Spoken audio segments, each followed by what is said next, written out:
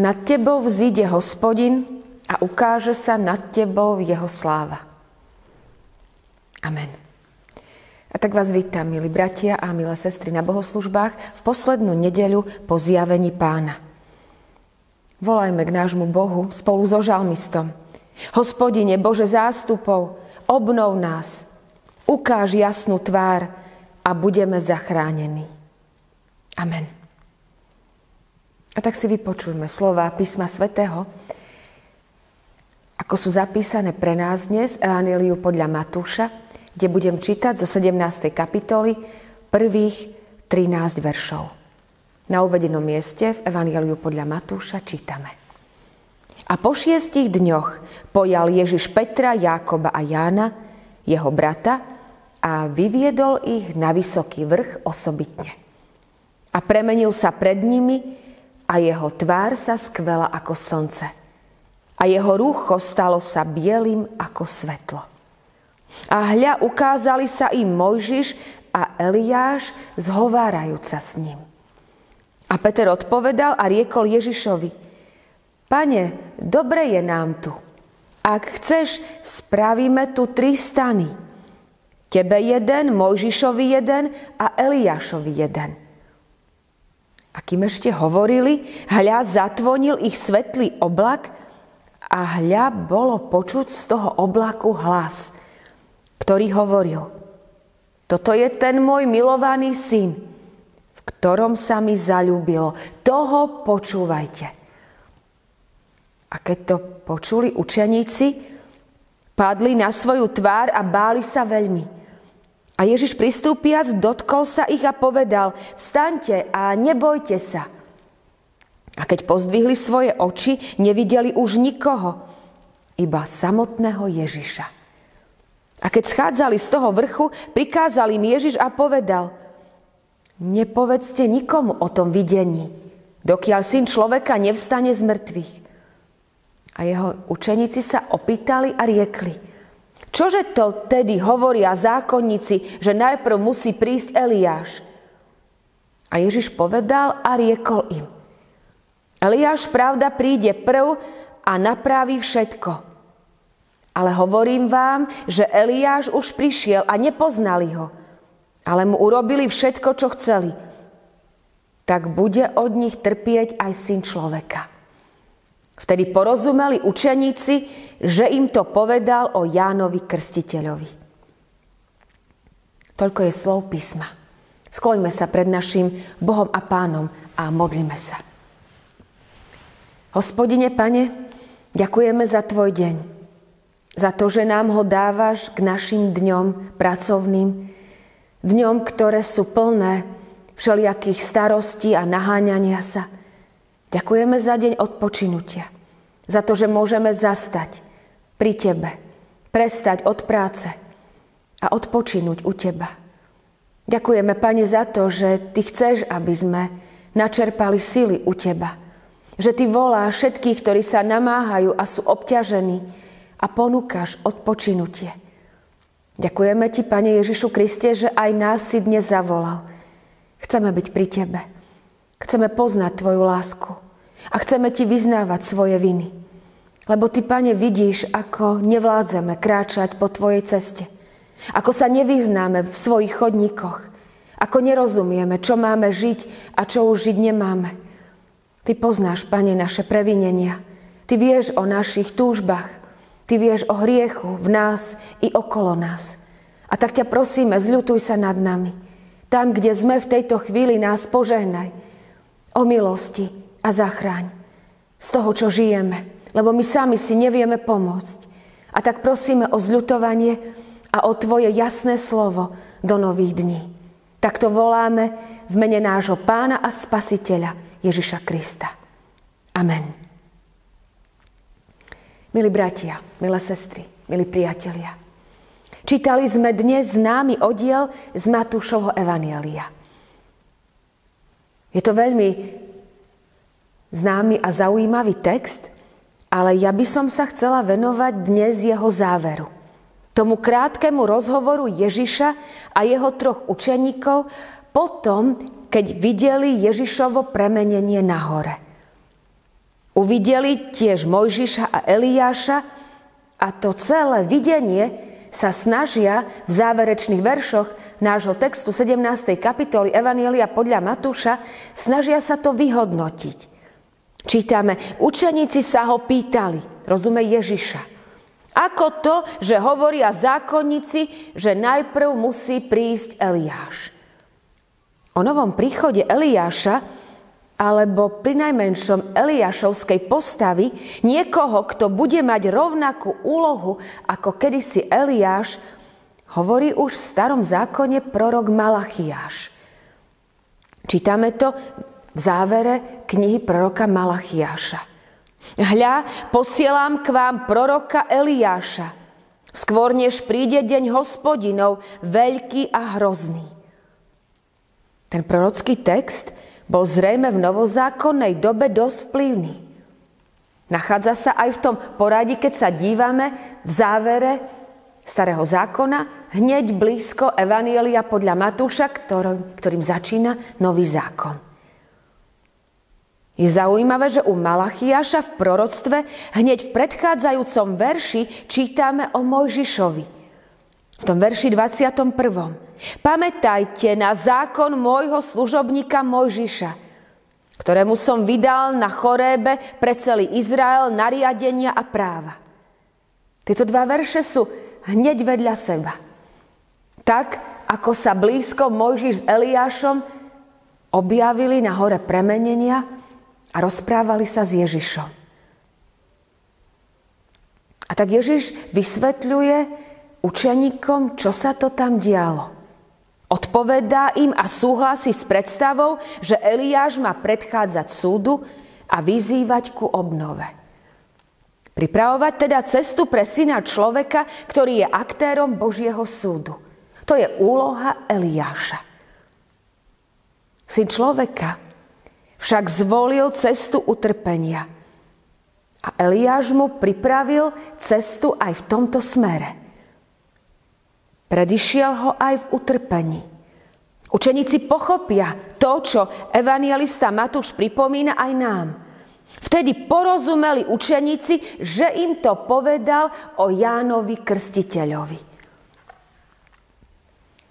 Sme dnes opäť v línii, ktorú sme v Matúšovom evanjeliu čítali aj minulú nedeľu.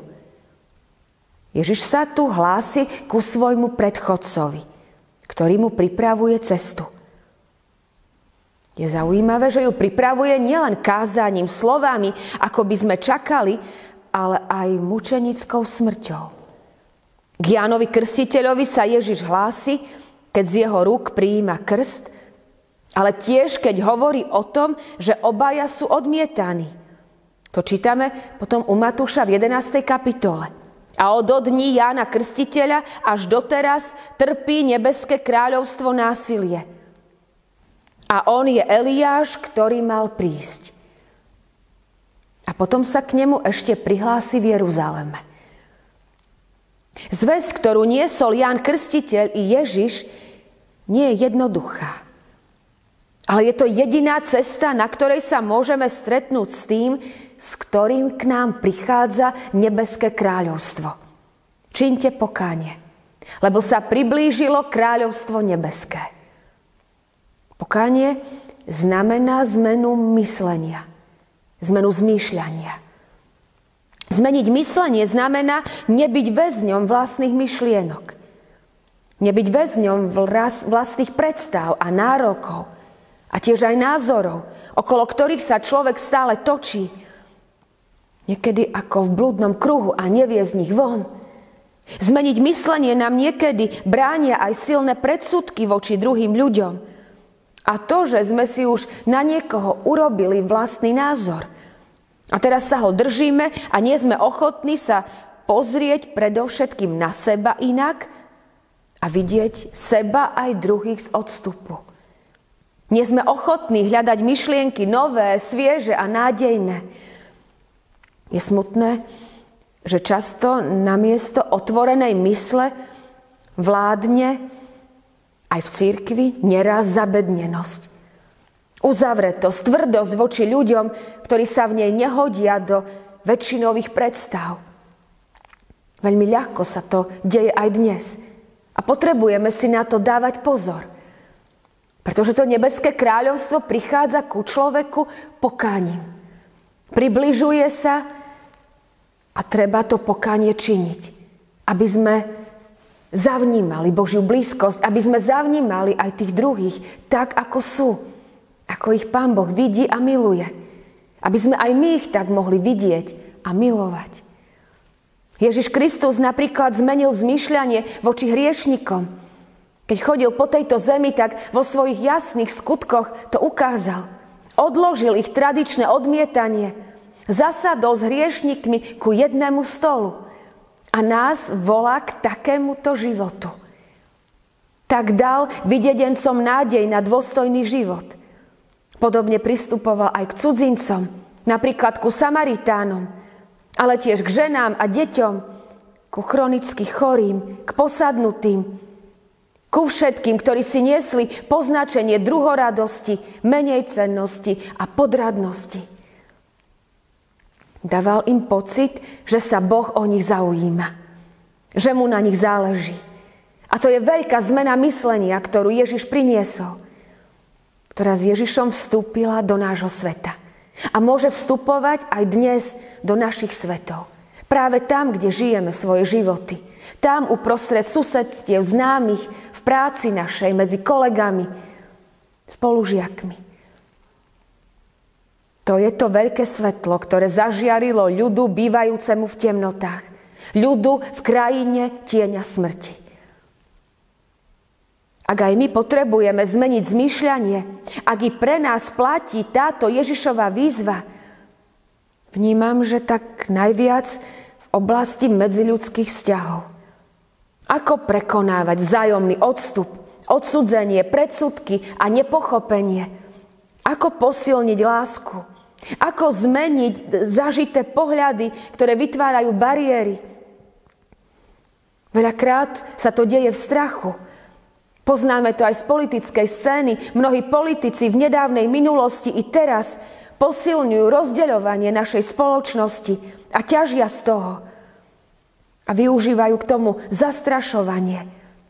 Strach z migrantov, strach z vojny, strach z chudoby. Politika sa stáva témou, ktorá dokáže zničiť dávne priateľstva.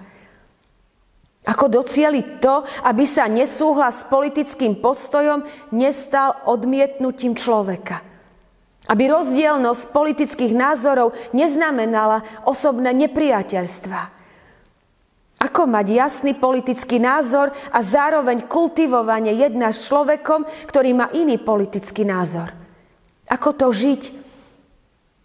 Možno fakt jediná cesta je to, čo tu čítame, zmenou zmýšľania. Nie, že iní začnú inak zmýšľať, ale že my sa budeme premieňať obnovením našej mysle. Myslím, že v našej spoločnosti nám toto chýba, k čomu vyzýval Pán Ježiš a pred ním i Ján Krstiteľ. Zodpovedné a dôsledné premýšľanie. Pripravenosť k zmenám, k čerstvému premýšľaniu, k novému, inému, než máme práve v tejto chvíli. Preskúmávanie toho, ako rozmýšľame. Spomeňme si na žalmistu 139. žalmu, ktorý nádherne vyznáva, ako ho Hospodin pozná. A v závere poprosí: preskúmaj ma, o Bože, a poznaj moje srdce. A vidť, či som na ceste do trápenia a veď ma cestou večnosti.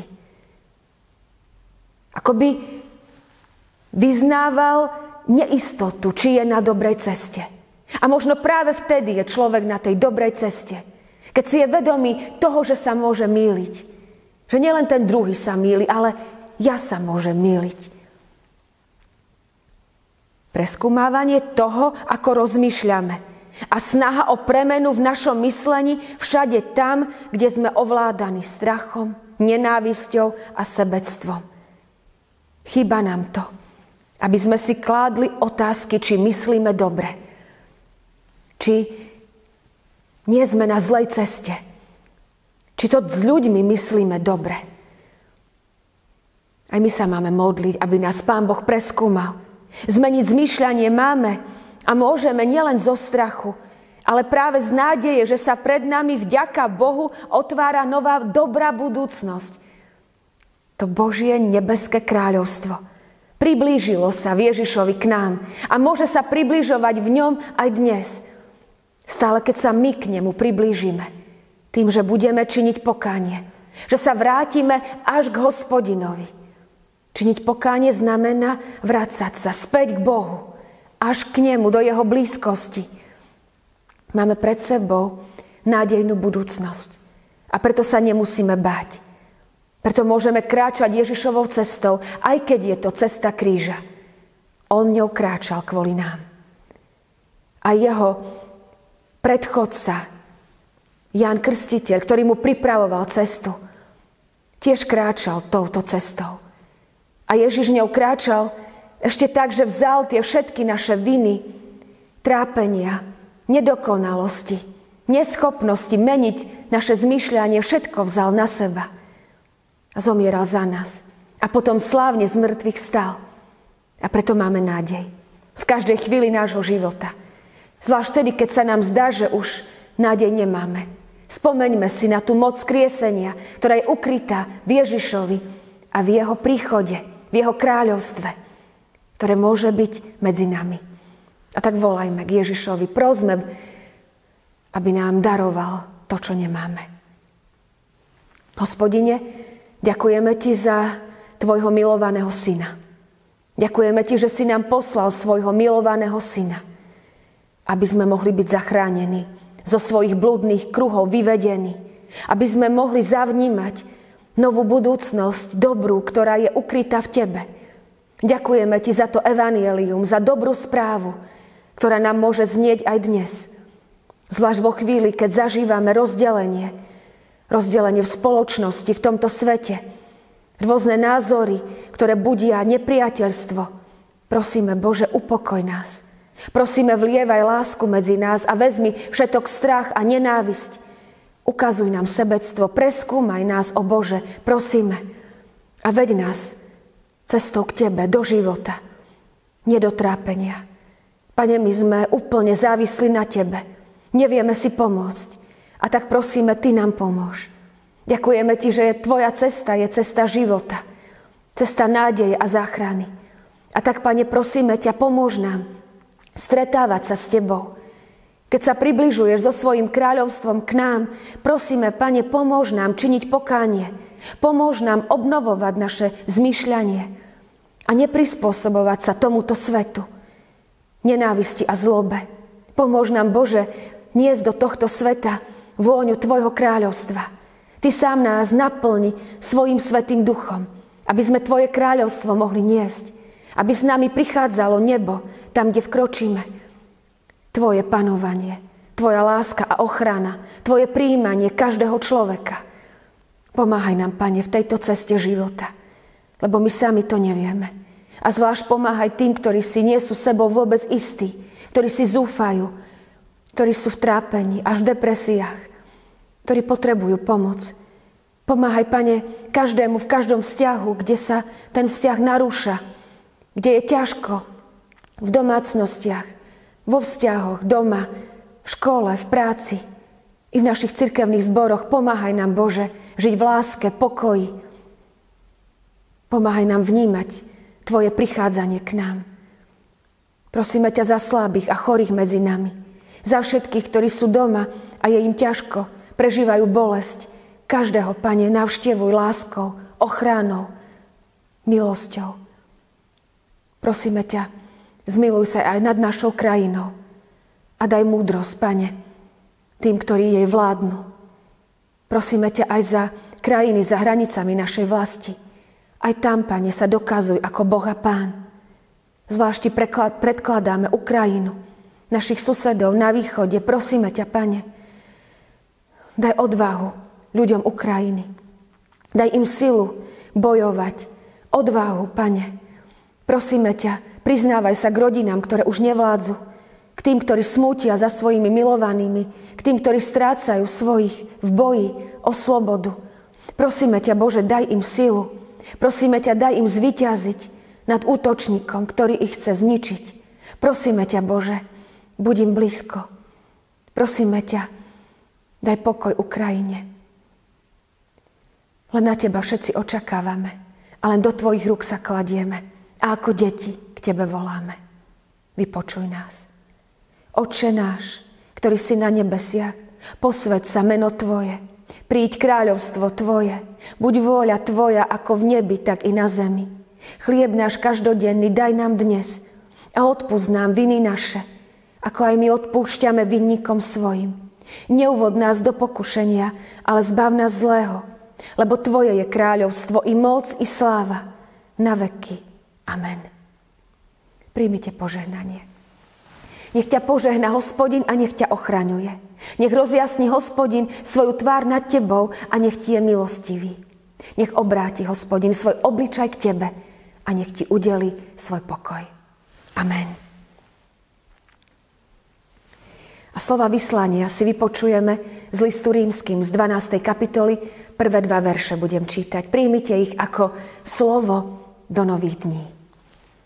Prosím vás teda, bratia i sestry, pre rôzne milosrdenstvo Božie, že by ste dali svoje tela v živú obeť svetu a ľúbu Bohu.